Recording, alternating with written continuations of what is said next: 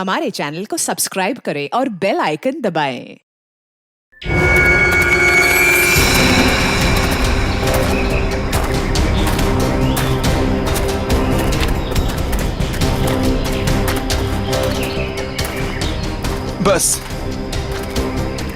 बस अब और नहीं चल सकते। 12 घंटे हो गए भूखे पेट लगातार चलते हुए। सिर्फ 12 घंटे ही हुए ना, कोई भी आराम नहीं करेगा। सब चुपचाप चलो। नहीं साहब, अब अगर हम चाहें भी तो साहब हमारे पैर साथ नहीं देंगे। भगवान के लिए साहब थोड़ी देर आराम कर लेने दीजिए। जिस मजदूर के पैर उनका साथ नहीं देंगे, उनके पैरों को इस बंदूक की गोलियों से इनाम दूंगा। अब चलो सब। संभाल कर चाची। बच्चा खुद का ख्याल रख सकती है, तुम्हें इसकी चिंता करने की जरूरत नहीं है, समझे? चलो अभी, अब चलो।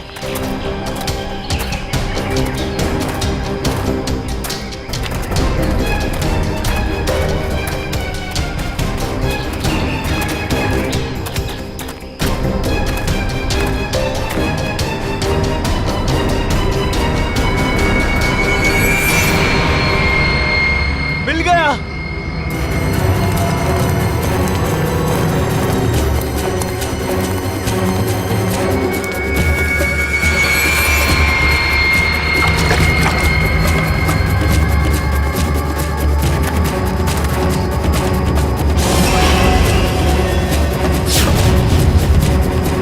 तुम सबने मेरी बहुत मदद की, अब तैयार हो जाओ अपने इनाम के लिए।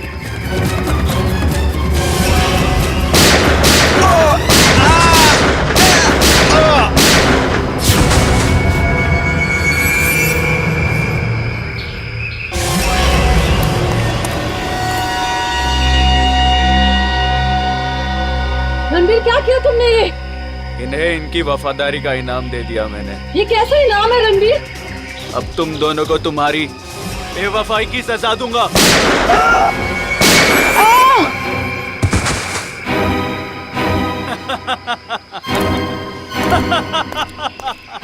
अब मैं अमर हो जाऊंगा।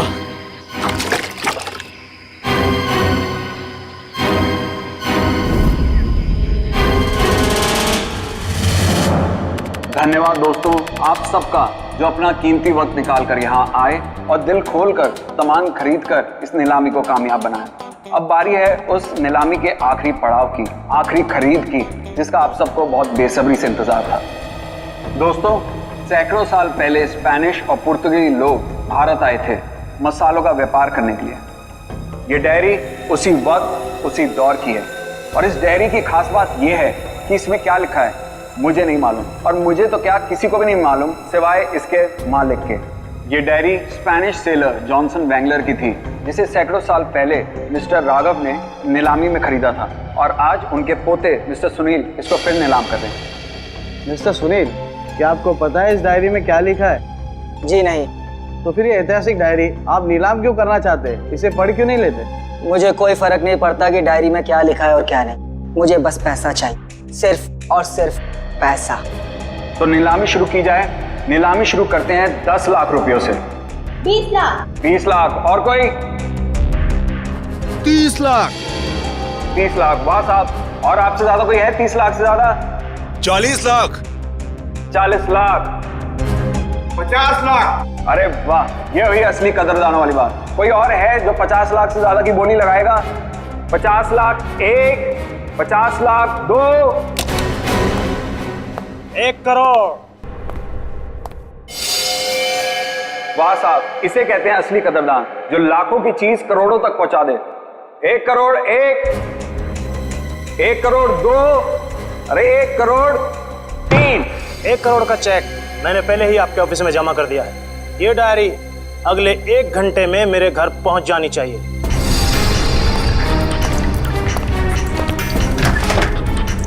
जानता नहीं तूने डायरी नहीं, अपनी मौत खरीदी है, मौत।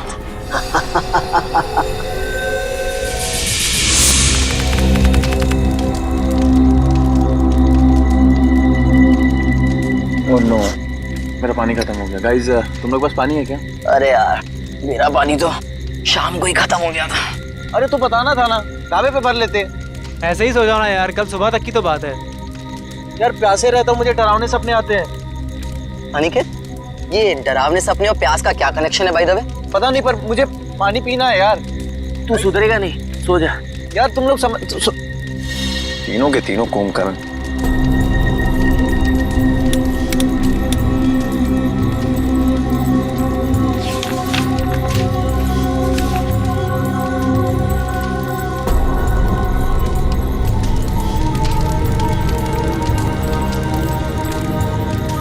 इस नक्शे के हिसाब से तालाब करीब आधे किलोमीटर दूर पे है। प्यास बुझानी है तो तालाब तक तो जाना ही पड़ेगा।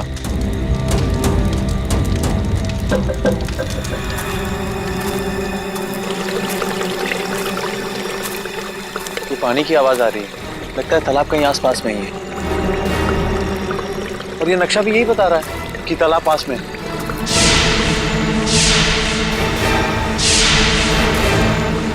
बचाओ बचाओ! ये चीख कैसी है?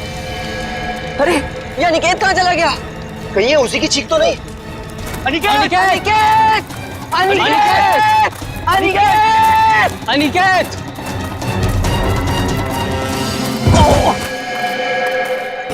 अनिकेत! कहीं ये मर गया। क्या? कौन है? ये कौन मारा है? भागो भागो भागो भागो यार भागो!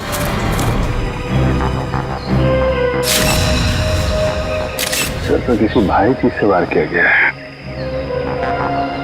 कैसे हुआ ये सब? सर कल रात अनिकेत बाहर आया पानी पीने, उसी दौरान किसी ने इसकी जान ले ली। और तो और सर हमारे साथ भी हाथापाई हुई। कितने लोग थे? सर अंधेरा काफी था, अचानक हमला हुआ और ठीक से कुछ मालूम नहीं पड़ा सर। सर हमारा एक साथी पूरब भी अब कल रात से नहीं मिल रहा। कल रात वो हमसे बिछड़ गया और मुझे तो डर है कि कहीं अनिकेत की तरह उन लोगों ने पूरब को भी। घबराओ नहीं, हम लोग पूरब को जल्दी ढूंढ लेंगे। चलो ढूंढो, देखो कुछ मिलता है क्या।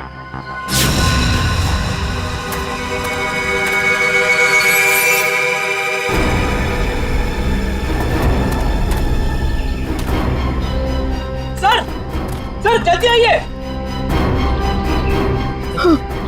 ठीक तो ना तुम?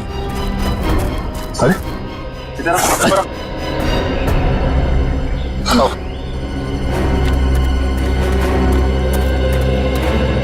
Sunil, yes sir. इधर आइए। पूरा तू ठीक तो है ना? आप लोग ये बताइए कि किसी पे शक है आप लोगों को? सर शायद ये उस बाइक वाले का काम है। बाइक वाला? कौन कौन बाइक वाला? सर वही बाइक वाला जिसने कल शाम हम सबको धमकी दी थी। कल की बात याद है तुम लोगों को? ये सबसे ज्यादा पंगे करता है।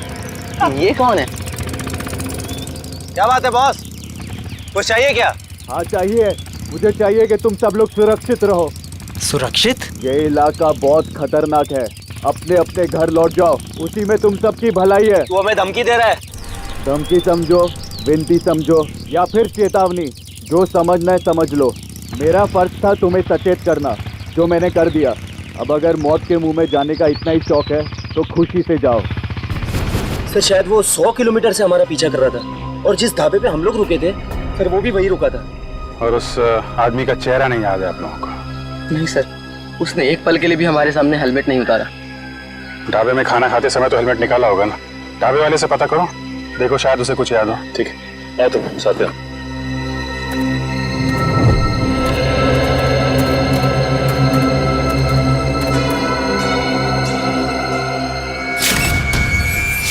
खून? खून की बूंदें? मतलब कोई जख्मी आदमी भागा यहाँ से? सर लेकिन खून बहुत ज्यादा नहीं है, जो भी है उसे ज्यादा चोट नहीं आई होगी। सर ये देखिए, घसीटने के निशान हैं। मतलब उन दोस्तों के अलावा कोई और आदमी भी था जिसको उन मुजरिमों ने मारा और फिर उसे घसीटते हुए यहाँ से ले गए। सर ये रास्ता तो सीधा मेन रोड की तरफ जाता है। इसका मतलब जो भी गुनहगार था उसे इस जंगल और रास्ते का पूरा ज्ञान था। हाँ, तभी तो रात के अंधेरे में भी यहाँ पहुँचने में कोई गलती नहीं की उन लोगों ने। ये पैर के निशान ये तो किसी बड़ी गाड़ी के लगते हैं।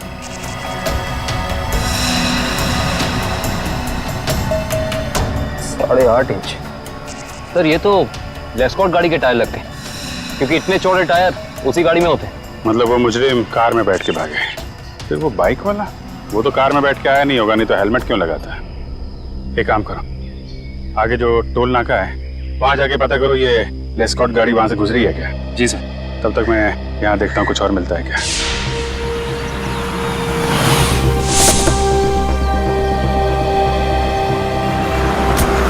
यही है वो ढाबा जहाँ मैं और मेरे दोस्त खाना खाने के लिए रुके थे। अरे आइए आइए सर जी, बैठिए। गर्मा गर्म दाल मखनी बनाई है, लगा दूं 5 प्लेट है मक्खन मार के। जी हम लोग खाने पीने नहीं आए, हम लोग सीआईडी से। सीआईडी से? क्या हुआ साहब? आपको याद है कल मैं और मेरे कुछ दोस्त आपके ढाबे पे खाना खाने के लिए रुके थे? हाँ हाँ, हल्का हल्का याद तो आ रहा है, पर आपको इतनी चोट कैसे लगी?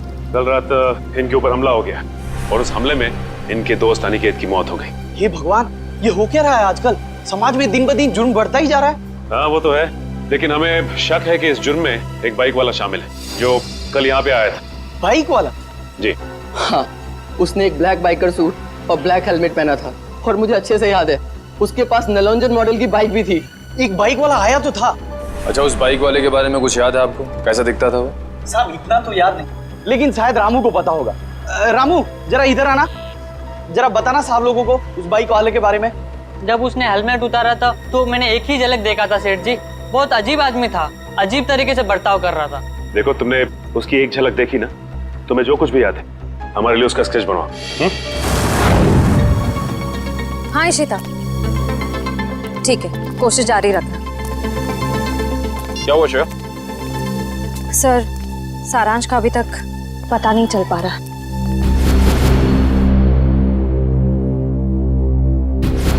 हमें सारांश जरूर मिल जाएगा। अगर वो गाड़ी इस रास्ते से गई है तो इस टोल नाके से जरूर गुजरी होगी। सही कह रहे हैं। अरे भाई साहब, यहाँ कल रात में 3 बजे के आसपास कोई लेस्कॉट गाड़ी निकली है यहाँ से? पता नहीं सर, मेरी तो दिन की शिफ्ट होती है, रात की शिफ्ट वाला शाम को आएगा। भाई साहब, ये जो सीसीटीवी कैमरा लगा है ये तो 24 घंटे ऑन रहता है ना? जी हाँ सर। इसकी फुटेज देख सकते हैं सर? आप? हम लोग सीआईडी से। हाँ हाँ, देख सकते हैं। आइए।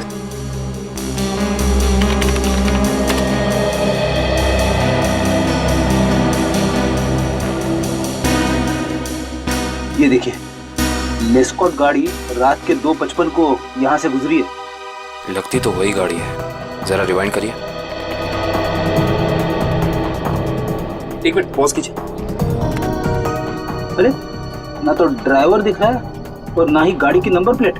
थोड़ा जूम कीजिए। ये क्या लिखा है? Car on rent. Car on rent? Sir, ध्वनि नगर में कार ऑन रेंट नाम की कंपनी है। कहीं ये गाड़ी वहीं से किराए पे तो नहीं ली गई थी? सर, ये रहा स्केच। बन गया स्केच? यही वो आदमी? हाँ साहब, ऐसा ही कुछ दिखता था वो। ठीक है, आसपास की दुकानों से पता करते हैं, किसी ना किसी ने तो जरूर देखा होगा उसे। भाई साहब, इस स्केच को ध्यान से देखो, इस आदमी को पहचानते हो? नहीं देखा इसको इससे पहले। साहब, बुरा ना मानो तो ये फोटो मैं देख सकता हूँ? अरे काका, इसमें बुरा मानने की क्या बात है? देखिए।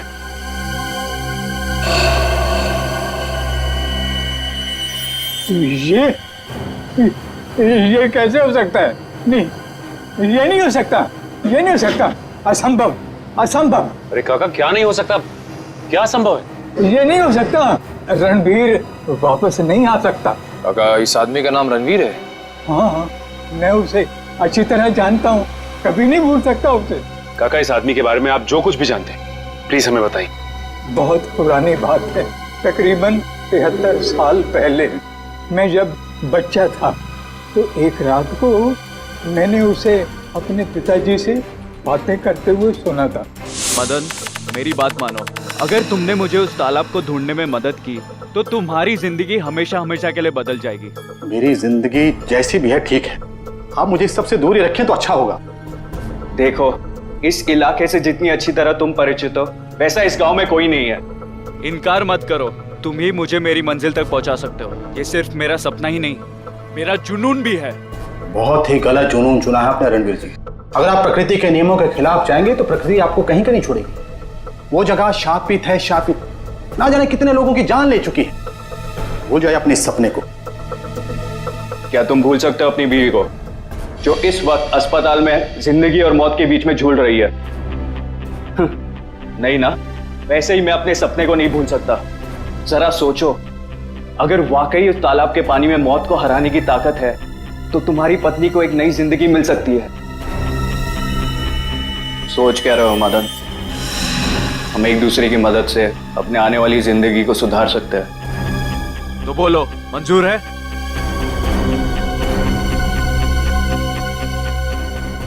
ये कैसे हो सकता है काका? आपके कहने के मुताबिक आज से 73 साल पहले यानी कि 1941 में ये आदमी जैसा दिखता था आज भी वैसा ही दिखता है। हाँ, तभी तो मैंने कहा था असंभव। ये अजूबा कैसे हो सकता है? और इसी की वजह से तो मैंने अपने पिताजी को खोया था। इसकी वजह से आपने अपने पिता को खोया? हाँ, ये मेरे पिताजी को बहकाकर एक तालाब पे लेकर गए थे। बोले उस तालाब का पानी पीने से आदमी हमेशा के लिए अमर हो जाता है और उसकी उम्र आगे बढ़ने से रुक जाती है।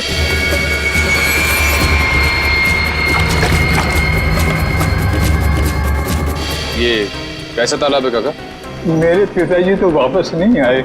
शायद उसे वो चमत्कारी तालाब मिल गया होगा और उसी की वजह से आज तक 73 साल पहले जैसा अभी तक वैसे का वैसा ही दिखाई दे रहा है। काका ये कैसी बातें कर रहे हैं आप? ये सारी बातें किस्से कहानियों में होती हैं, असल जिंदगी में इनका कोई लेना देना नहीं, समझे? बिना आग के कभी धुआं नहीं उठता बेटा। तुम भले ही ना मानो, लेकिन उस तालाब के पानी में कोई शक्ति है जो मौत को भी पराजित कर सकती है। सर पूरा जंगल छान मारा लेकिन कोई सुराग नहीं मिला। एक मिनट वो देखो, ऐसा लगता है यहाँ हाल फिलहाल में ही खुदाई हुई है। तो देखो। Yes sir.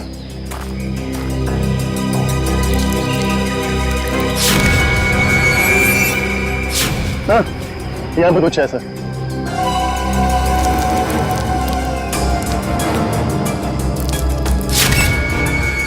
माय गॉड, ये तो सालों पुराना कंकाल लगता है।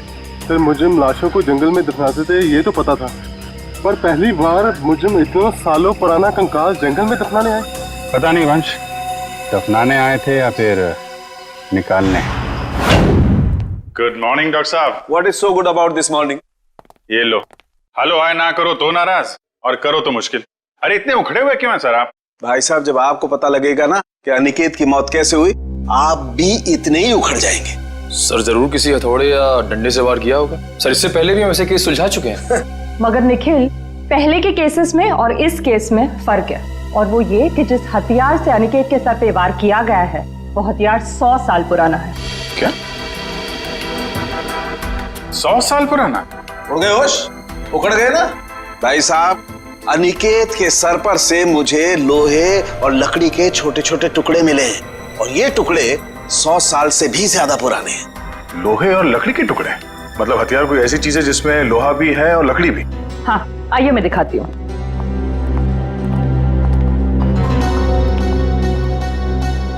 ये देखिए, कुछ इस तरह। मगर सर इतना पुराना हथियार खूनी के हाथ लगा कहाँ से? शायद दादा परदादा के जमाने से घर पे रखा होगा, अब निकाला है काम के लिए। और अगर मैं कहूं कि ये कंकाल जो आप लोग लेके आए हैं, ये कंकाल भी 100 साल से ज्यादा पुराना है, तो मतलब कितना पुराना है ये कंकाल? जिस तरह वो हथियार 100 साल पुराना है, ठीक उसी तरह ये कंकाल भी 100 साल पुराना है। मतलब ये मरने वाला भी अंग्रेजों के जमाने का है? अंग्रेजों के जमाने का नहीं है, अंग्रेज ही है। जी हाँ, इसकी हड्डियां हमें ये बताती है कि ये शख्स कोई यूरोपियन है, एशियन नहीं है। 100 साल पुराना हथियार और 100 साल पुराना मुर्दा, वो भी विदेशी। आज के जमाने में किसी को इसमें क्या दिलचस्पी हो सकती है? इस फोटो को ध्यान से देखिए। ये सफेद रंग की लेस्कॉट गाड़ी आप ही के यहाँ से किराए पे ली गई थी? माफ कीजिए सर, इस फोटो में कार की नंबर प्लेट नहीं दिख रही है। इसलिए बता पाना मुश्किल है कि कार किसने किराए पर ली थी। अरे भाई कमाल करते हैं आप, है तो आप ही की कंपनी की गाड़ी ना, नंबर प्लेट ना सही कुछ और देख के पहचान लीजिए। सर 100 से ज्यादा गाड़ियां हैं हमारी कंपनी में और इसी मॉडल इसी रंग की करीब 20 गाड़ियां हैं। सर इस तरह बता पाना मुमकिन नहीं है। तो आप एक काम कीजिए, आप हमें ये बताइए कि ऐसी सफेद रंग की लेस्कॉट गाड़ी कितने लोगों ने पिछले एक हफ्ते में किराए पे ली है यहाँ से? 1 मिनट सर।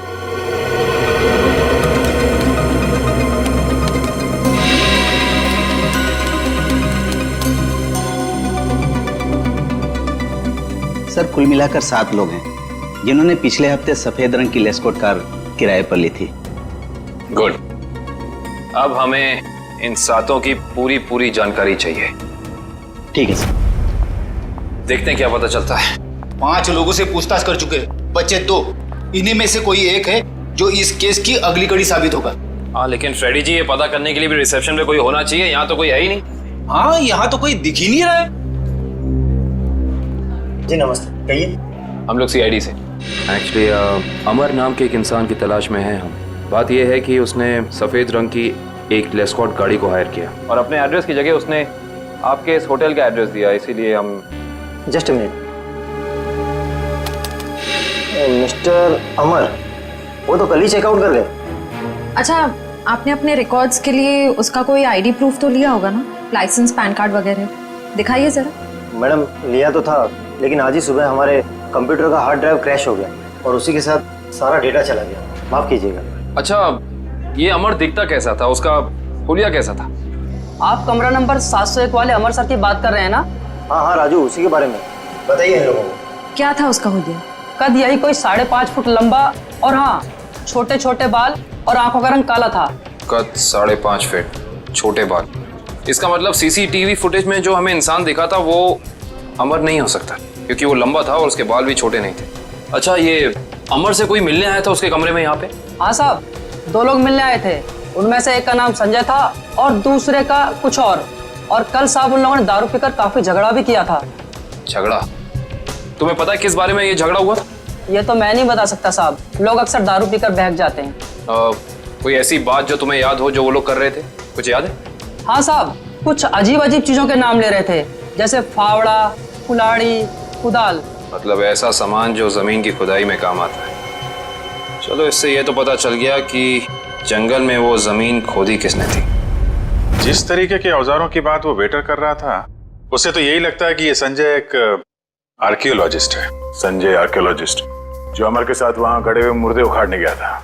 जरूर कुछ ना कुछ खास बात है उस पुरानी लाश में, वरना कोई इतने सालों बाद सोते हुए मुर्दे को क्यों जगाएगा। और शायद अनिकेत ने उन्हें ये खुदाई करते देख लिया, जिसकी कीमत उसे अपनी जान देके चुकानी पड़ी। लेकिन उस बाइक वाले का क्या, जिसे उस बुढ़े आदमी ने पहचान लिया था? उसके मुताबिक तो वो तालाब का पानी पी के हमेशा के लिए अमर हो गया। फ्रेडी, इस दुनिया में कोई आदमी अमर नहीं होता। जरूर उस बुढ़े आदमी का कुछ ना कुछ हाथ है इस अपराध में। सर, इस बाइक वाले के बारे में बड़ी अजीब बात पता चली है। क्यों? ऐसी क्या अजीब बात है? ये देखिए सर, इस अखबार की तारीख 13 जून 1941, यानी कि आजादी से भी पहले। आश्चर्य सर, ये आदमी उस वक्त से वांटेड है। इसने उस वक्त भी कुछ लोगों के खून किए थे। बहू, वही आदमी? ये कैसे हो सकता है? अभिजीत, अगर ये मान के चले कि 1941 में इस आदमी की उम्र 20 साल रही होगी, तो उस हिसाब से तकरीबन आज जिसकी उम्र 90 साल से ज्यादा हो, 90 साल का कोई आदमी इतना जवान कैसे दिख सकता है? हाँ पंकज, ओके ठीक है सर। संजय के घर का पता चल गया, खातीपुरा में रहता है वो। खातीपुरा?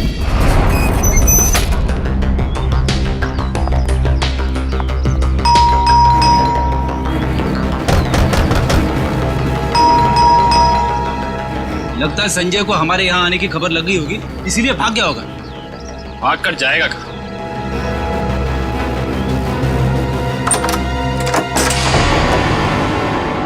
अच्छी तरह से तलाशी लो इस घर की, कुछ ना कुछ तो जरूर मिलेगा।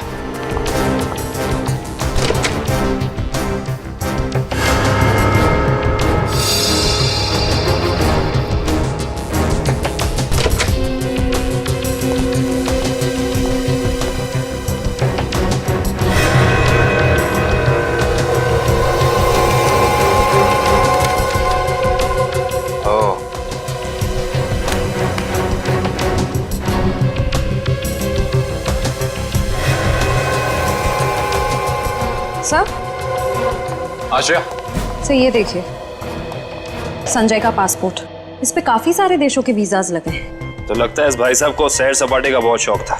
ये देखो श्रेया, इसकी चेकबुक की डिटेल से साफ साफ पता चल रहा है कि इस इंसान ने करोड़ों रुपए खर्च किए हैं म्यूजियम्स और नीलामियों से सामान खरीदने में। देखो, इसका मतलब संजय बहुत अमीर है और आर्ट में काफी दिलचस्पी रखता है।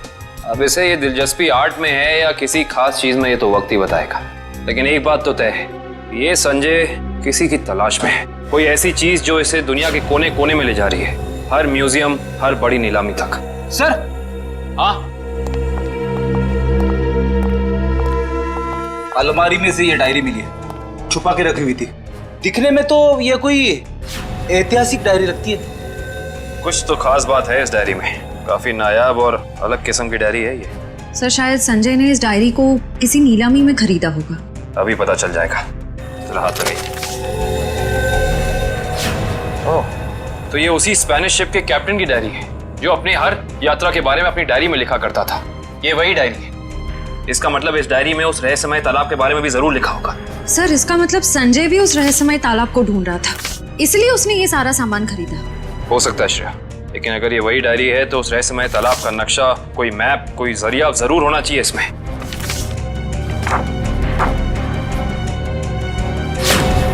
कमाल है, इस डायरी में तो ऐसा कुछ भी नहीं है, कोई नक्शा, कोई जरिया, कोई रास्ता, कुछ नहीं।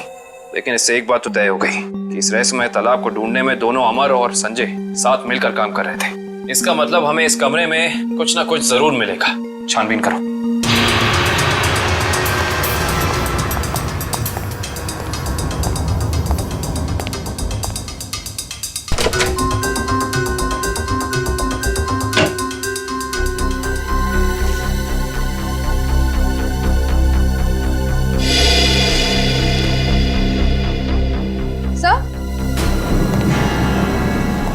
ये देखिए, क्या बेटा? संजय ने अपने सारे पुराने सामानों की कार्बन डेटिंग करवाई है, किसी डॉक्टर वीरेन से।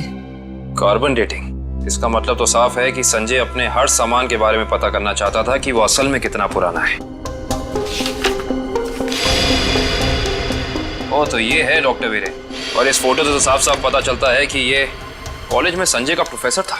ओह, तो फिर इस वीरेन का भी हाथ हो सकता है अमर के साथ साथ संजय की मदद करने में। डॉक्टर वीरेन। इस वक्त कौन आ गया?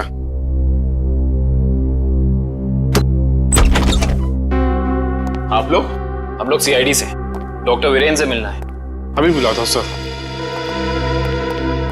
आप लोग बैंक से आए ना? नहीं साहब, ये सीआईडी से आए सर। सीआईडी? इसे पहचानते हैं आप? जी नहीं। किसने मारा इसे? हमें पता होता तो अब तक मुजरिम सलाखों के पीछे होता। देखिए, मैं इस मामले में आपकी कोई मदद नहीं कर सकता। चलिए, इस मामले में ना सही, लेकिन किसी और मामले में हमारी मदद कर दीजिए। मैं कुछ समझा नहीं। मैं समझाता हूँ। आप हमें उस रहस्यमय तालाब के बारे में बताइए, जिसका पानी पीकर इंसान कभी मरता नहीं है, जवान रहता है, अमर हो जाता है। ये क्या मजाक कर रहे हैं आप? अगर ऐसा कोई तालाब होता तो दुनिया में मौत नाम की चीज ही नहीं होती। कमाल करते हैं आप भी। हमें तो लगा कि आपके स्टूडेंट संजय ने आपको सब कुछ बताया होगा, लेकिन उसने आपको तालाब के बारे में कुछ नहीं बताया लगता है। संजय? तो आप संजय को जानते हैं? सिर्फ जानते ही नहीं, उसके घर होकर आ रहे हैं, जहां हमें पता चला है कि वो अपनी हर पुरानी चीज की कार्बन डेटिंग डॉक्टर वीरेन से कराता है, यानी कि आप। देखिए, संजय एक आर्कोलॉजिस्ट है और ये तो उसके एक काम का हिस्सा है। हिस्सा? हिस्से से याद आया कि आपके हिस्से की कॉफी ठंडी हो रही है डॉक्टर साहब, पी लीजिए। ठंडी कॉफी पीने में कोई मजा नहीं है। वैसे ये कॉफी का दूसरा कप किसके लिए? इस घर में और भी कोई है क्या? हाँ साहब, अभी भी। तुम जाओ। ये अभी मेरा दोस्त आया था, उसी का है। नहीं, आपके दोस्त का नाम संजय तो नहीं? देखिए वीरेन साहब, आप शक्ल से तो निहायत ही शरीफ इंसान लगते हैं। अब इस संजय की वजह से आपको जेल में जाकर चक्की पीसनी पड़े, हम में से किसी को भी अच्छा नहीं लगेगा। मैं वाकई नहीं जानता कि संजय कुछ गैर कानूनी काम कर रहा है। लेकिन अब तो पता चल गया ना। आपकी भलाई इसी में है कि जो कुछ भी है सच सच बता दो। देखिए, संजय को कुछ पोर्तुगली एक्सप्लोरर का सामान मिला था, उसमें लैटिन भाषा में कुछ लिखा हुआ था। उसका मतलब जानने के लिए वो मेरे पास आया था। इसका मतलब वो मुर्दा उसी पुर्तगाली एक्सप्लोरर का होगा और उसी के सामान की तलाश में संजय जंगल में गया था। क्या लिखा था लैटिन भाषा में? उसमें एक गुफा का नाम लिखा था, सिनारी गुफा। शिनारी गुफा? अरे बाप रे! अरे बाप रे बाप! पूरी बॉडी बज रही है। यहाँ पे आके मैंने अपनी बहादुरी तो दिखा दी, अब बता भी देता हूँ, कुछ नहीं है यहाँ पे। चलिए वापस चलते। अरे रुकिए रुकिए रुकिए फ्रेडी जी, इतनी बहादुरी दिखाई है तो थोड़ी और दिखा दीजिए। सर, हाँ सर। ये देखिए, अजीब निशान बने हुए हैं। अरे यहाँ पे भी है। हर दीवार पे। कहीं ये निशान उसी पुर्तगाली एक्सप्लोरर तो नहीं बनाए? ये निशान हमें उस तालाब तक पहुंचने का रास्ता दिखा रहे हैं शायद। अंदर चल के देखते हैं।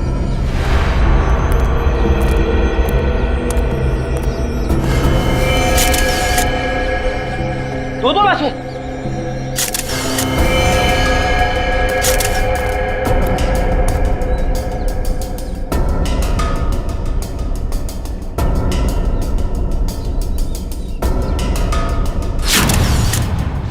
ये तो संजय। और सर, हो ना हो ये जरूर अमर की लाश है।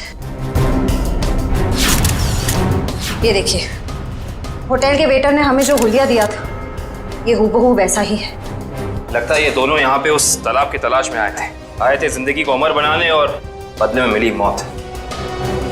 है कौन वो आदमी जो तालाब की खोज करने वाले लोगों का खून कर रहा है?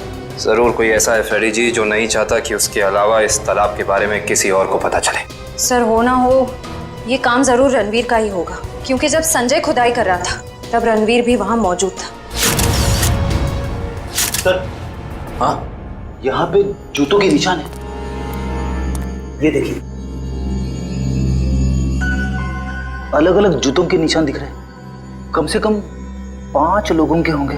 सही कह रहे हैं आप। 2 तो अमर और संजय के होंगे, 1 रणवीर का, बाकी 2 निशान। इसका मतलब साफ है, इस गुनाह में 2 और लोग शामिल हैं, लेकिन कौन? सिंबल्स को देख के लगता है कि ये हमें उस चमत्कारी तालाब का रास्ता बता रहे हैं। जाने कितने साल पहले बनाए गए होंगे ये निशान, तालाब की तलाश में।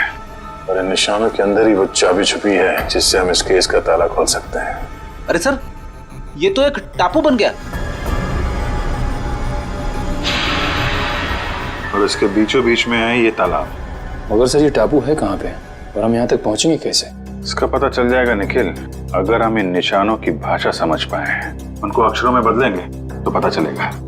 सर, इस तरह के निशान मैंने पजल्स की किताबों में देखे हैं। अब पजल के साथ हायरोग्लाइफिक अल्फाबेट बुक भी आती है ना? हाँ सर। वंश, जल्दी से जाकर किताब लेके आओ। Okay sir.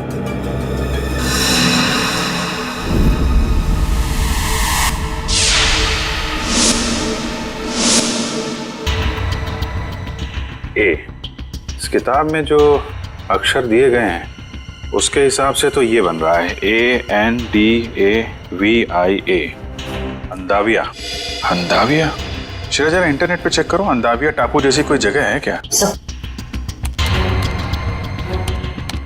सर, ये देखिए, ये अंदाविया नाम का टापू भारत के दक्षिणी दिशा में, यानी कि इंडियन ओशन में। मगर सर, यहाँ लिखा है कि ये टापू बिल्कुल खाली है, यहाँ कोई नहीं रहता।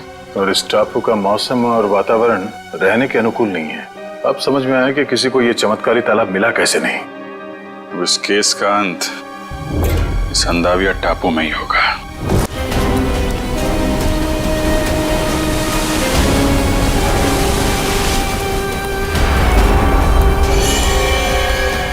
वहां पे देखो, वहां पे कुछ है। सर, लगता है किसी ने आग जला के कैंप फायर किया है। वही लोग होंगे जो तालाब की तलाश में यहाँ पे आए थे।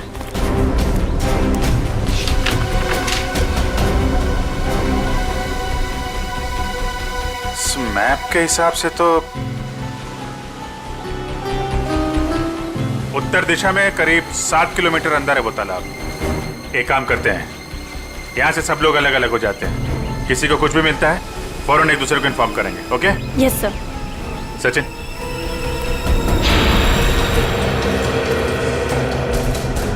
ये देखिए सर, जगह जगह पेड़ों पे कुल्हाड़ी के निशान। जो लोग तालाब की तलाश में इधर गए होंगे ना, उन लोगों ने लगाया होगा रास्ता पहचानने के लिए।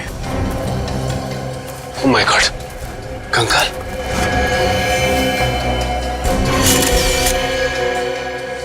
न जाने कितने साल पुराना मुर्दा है ये।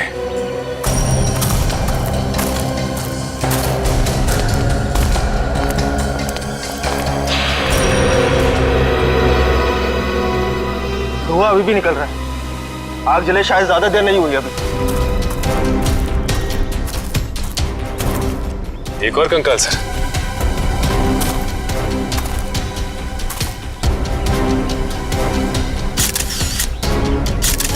सर, जिंदगी देने वाले तालाब ने न जाने कितने लोगों की जानें ले ली है। जिंदगी तालाब नहीं ले रहा है सचिन, कोई इंसान ले रहा है जिसका कोई ना कोई राज जुड़ा है उस तालाब के साथ। और न जाने कितने कंकाल देखने को मिलेंगे। ये तो ट्रैप है, कोई आ रहा है।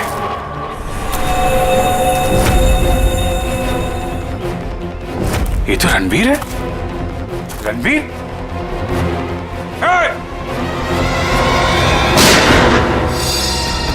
गोली चलने की आवाज इस तरफ से आई। कहीं उनको कुछ हो तो नहीं गया? चलो।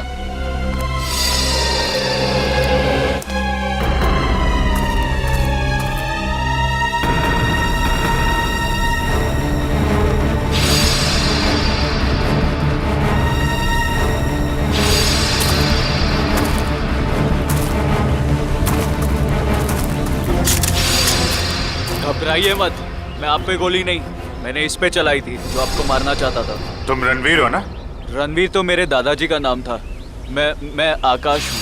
आकाश, तुम्हारी शक्ल बिल्कुल तुम्हारे दादाजी से मिलती है। हाँ, ये बात पहले कई लोग बोल चुके हैं मुझे। मगर तुम अपने दादाजी की तरीके से चमत्कारी तालाब के चक्कर में कैसे पड़ गए? 2 महीने पहले मैं ये देश में भी नहीं था, यूएस में लॉ की पढ़ाई कर रहा था कि अचानक मेरी मुलाकात संजय से हुई। वो इस तालाब और मेरे परिवार के संबंधित कुछ जानकारी चाहता था। अच्छा, तो तुमने संजय को अपने दादाजी के बारे में बताया? हाँ, मगर मुझे कोई अंदाजा नहीं था कि ये तालाब कहाँ है। और संजय से बात करके मेरी उत्सुकता भी बढ़ गई।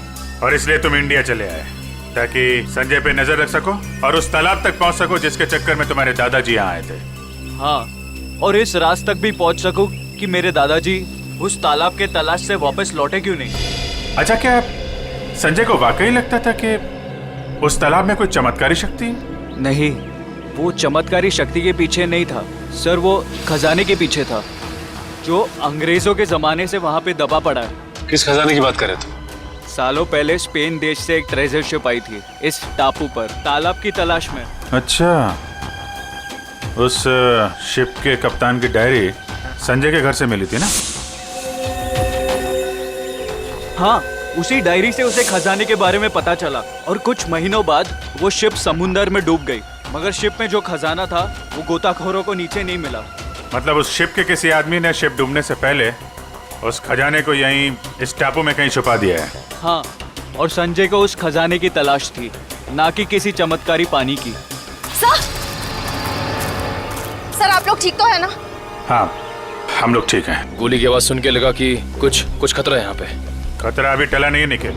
कुछ लोग हैं यहाँ जो खजाने की तलाश में मरने मारने पे उतारू हो गए हैं। सर, तालाब तो मिल गया लेकिन ये तो सूखा हुआ है। लोगों को अमर बनाने वाला तालाब आज वही सूख गया है।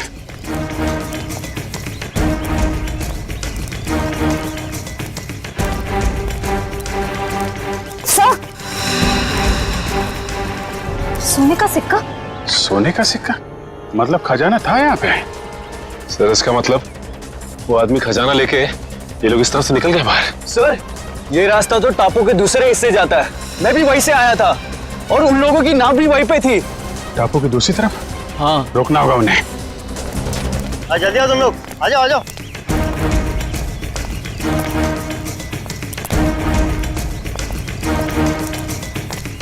बस बस बस, खजाना यहीं रख दो, बाकी की जिम्मेदारी सीआईडी की है।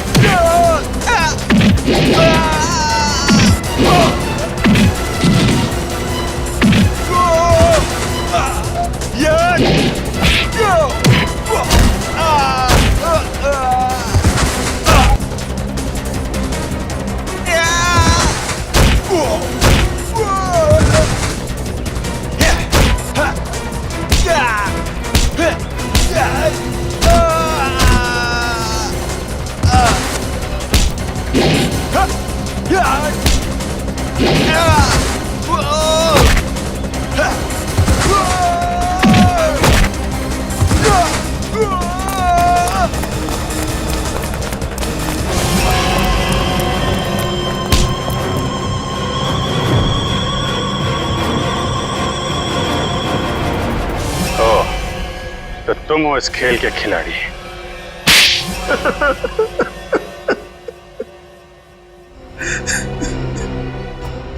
हाँ, मैंने ही मारा है अमर को, संजय को और अनिकेत को भी।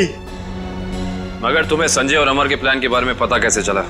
उस दिन जब होटल के बाहर में वो लोग बात कर रहे थे, मैंने उन दोनों की सारी बातें सुन ली थी। हम बहुत जल्द खजाने तक पहुंचने वाले हैं, फिर हम बेशुमार दौलत के मालिक हो जाएंगे।